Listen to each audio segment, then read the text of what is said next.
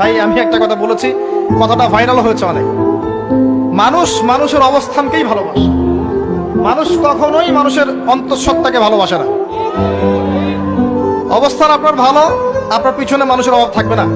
আজকে আপনার ক্ষমতা আছে, পাওয়ার আছে, খ্যাতি আছে, ইত্যাদি আছে, মানুষ দেখবেন পিছনে ঘুরঘুর করছে, ঘুরঘুর করছে, এবং এরা কিন্তু সবাই সবার স্বার্থেই ঘুরঘুর করছে।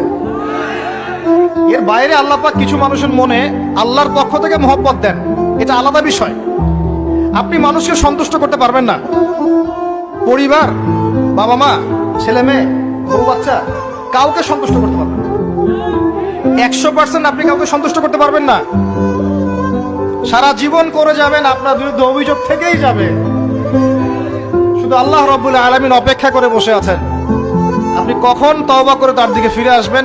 দেন দেন আল্লাহ পাক আপনাকে মাফ করে দিবেন ইনশাআল্লাহ।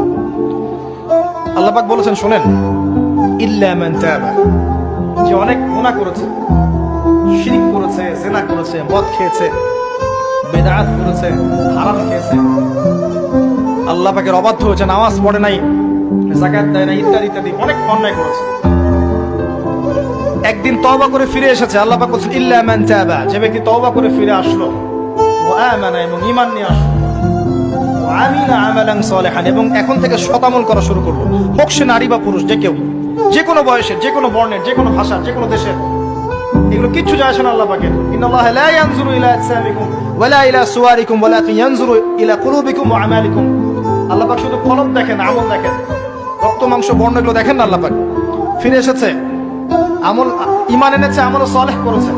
আল্লাহ পাক বলেছে উলাইকা, এরাই তারা, ইউবাদদিলুল্লাহু সাইয়্যাতিহিম হাসানাত, এরাই সেই ব্যক্তি যাদের সমস্ত গুনাহকে আমি আল্লাহ নেকি দিয়ে পরিবর্তন করে দেব।